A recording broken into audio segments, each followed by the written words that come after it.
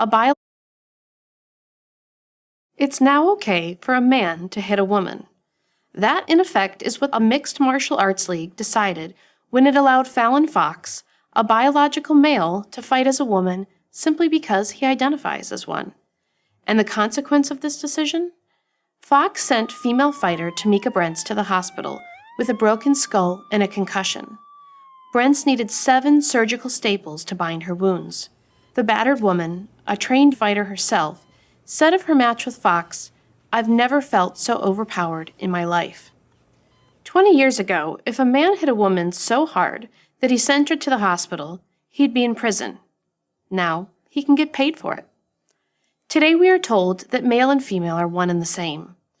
This denial of male-female differences has led to the astonishing belief that men and women are not born male or female. They are whatever gender they say they are. Facebook went so far as to offer its users over 50 genders to choose from. Know what a demi-boy is? Me neither.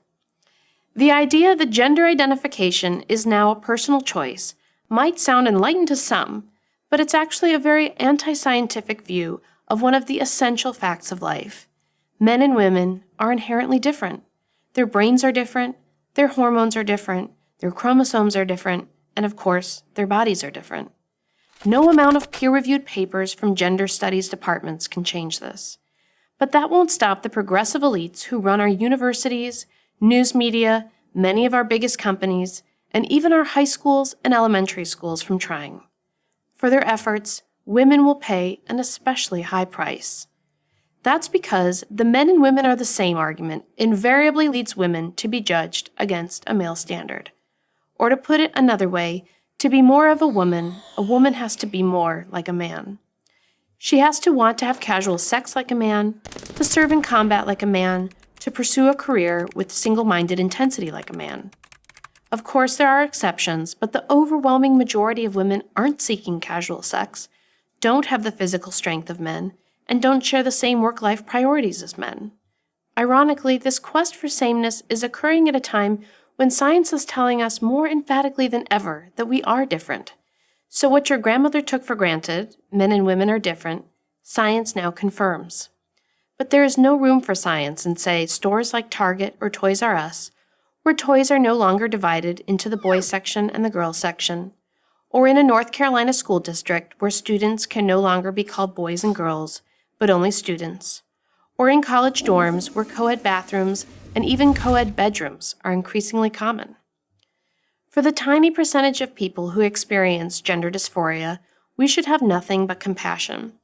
We should do everything we can to help them and protect their dignity. But we don't need to overturn biologically defined sex differences to do so. But that's what's happening.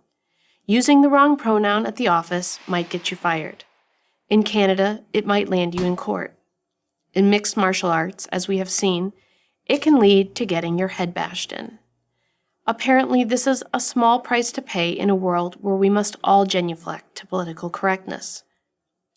Even after being hospitalized, Tamika Brents knew she had to toe the PC line.